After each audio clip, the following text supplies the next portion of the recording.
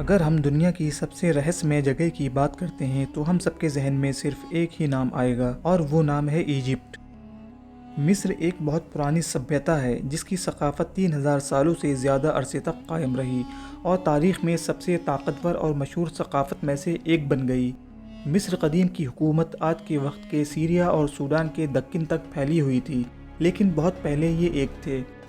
قدیم مصر کی سلطنت چھوٹے چھوٹے شہروں اور صوبوں سے مل کر بنی تھی جو اتری افریقہ کی نیل ندی کے کنارے کنارے بسی تھی۔ آج سے تقریباً 5100 سال پہلے نیل کے دونوں کناروں کو ملا کر مصر کی حکومت بنائی گئی تھی جو ہزاروں سالوں تک قائم رہی۔ مصر کے لوگوں کو اپنی طرف متوجہ کرنے والوں میں 300 حکمران شامل تھے جن کو فرعون کہا جاتا تھا۔ فرعون جس کا مطلب ہے مصر کی سلطنت یا پھر مصر کا شہر۔ عبرانی بائبل سے پہلے لفظ فرعون اتنا مشہور نہیں تھا، مگر عبرانی بائبل میں لفظ فرعون کا استعمال ہونے کے بعد یہ لفظ عام ہو گیا۔ حالانکہ یہ حکمران سب مرد نہیں تھے اور نہ ہی سب ایجپشن عوام کے محافظ تھے، بلکہ وہ عوام اور دیوتاؤں یعنی باطل معبودوں کے درمیان رابطہ قائم کرنے کے طور پر جانے جاتے تھے، اور ان حکمرانوں کے مرنے کے بعد ان کی پوجا بھی کی جاتی تھی۔ قدیم مصر کے لوگوں کا خیال تھا کہ وہ فرعون بعد میں خدا بن جاتے ہیں، اسی لیے ان کے مرنے کے بعد ان کے لیے بڑے بڑے مقبرے بنائے جاتے تھے۔ انہی میں سے یہ گیزا کے پیرامڈ بھی ہیں جو آج ونڈر آف دی ورلڈ کے روپ میں جانے جاتے ہیں۔ ویسے میں نے مصر کی سرزمین پر ایک طویل عرصہ گزارا ہے اور آج آپ کو اس ویڈیو کے ذریعے مصر کے رہسیمئی دی گریٹ پیرامڈ آف گیزا کی سیر کرا رہا ہوں۔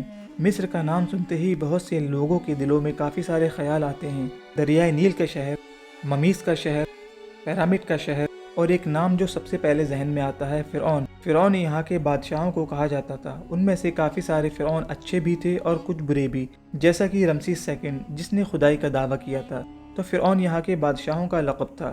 مصر کی جو تاریخ ہے بہت ہی قدیم ہے اور اتہاس میں اس کا الگ مقام ہے۔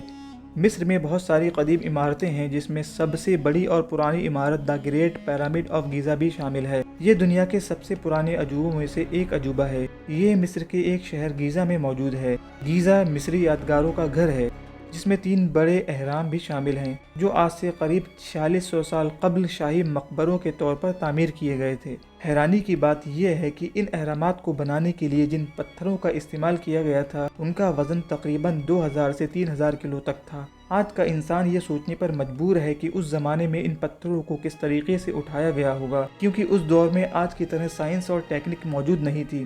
اگر آج ہم اسی طرح کے پیرامڈ کو بنانا چاہیں تو آج کی ٹیکنک کی مدد سے اس طرح کے پیرامڈ کو نہیں بنایا جا سکتا۔ 18ویں صدی میں جب ایک فرانسیسی نیپولین نے مصر پر قبضہ کیا تب اس نے پیرامڈ کو جاننے کی خواہش ظاہر کی۔ اس کی ریسرچ سے پتہ چلتا ہے کہ پیرامڈ کو بنانے میں اتنے پتھروں کا استعمال کیا گیا ہے کہ اگر پیرامڈ میں لگے پتھروں سے فرانس کی باؤنڈری کی جائے تو 1 فٹ اونچی دیوار پورے شہر میں بنائی جا سکتی ہے۔ پیرامڈ دنیا کے لیے آج بھی ایک رہسیمئی عجوبے سے کم نہیں۔ تحقیق سے یہ تو پتہ چلتا ہے کہ پیرامڈ کو کیوں بنایا گیا تھا۔ پیرامڈ کو بنانے کا مقصد تھا فراعنہ کی لاش کو سالم رکھنا تاکہ ان کو دوبارہ زندہ کیا جا سکے۔ اسی لیے بادشاہوں کے مرنے کے بعد ان کے جسم کو پیرامڈ کے اندر ایک تہخانے میں ان تمام چیزوں کے ساتھ رکھ دیا جاتا تھا جس کی مرنے کے بعد میں انہیں ضرورت ہو سکتی تھی، جس میں سونا، چاندی، زیورات، کھانے پینے کی اشیاء، یہاں تک کہ دیوتاؤں کے اس سفر کی تیاری کرنے والے پالتو جانور اور ان کی بیویاں بھی اس میں شامل تھے، جن کے جسم کو مسالہ لگا کر پھر سفید پٹی سے ممی بنا کر تابوت میں رکھا جاتا تھا تاکہ جسم کو بعد میں دوبارہ زندہ کیا جا سکے۔ ان کے ثبوت آج تک ان پیرامڈ میں موجود ہیں۔ قدیم مصری ثقافت کو آگے بڑھانے میں سب سے اہم کردار ان کی تعلیم کا رہا ہے۔ اس وقت کی تحریر، خطوط اور میتھمیٹکس کے اسٹرکچرز آج بھی مصر کے میوزیم میں موجود ہیں۔ ریاضی نے مصریوں کو اپنی دنیا کے علم نجوم کو سمجھنے اور ان کا استعمال کرنے میں مدد کی، جیسا کہ اس سے پہلے کسی دوسری تہذیب نے نہیں کیا تھا۔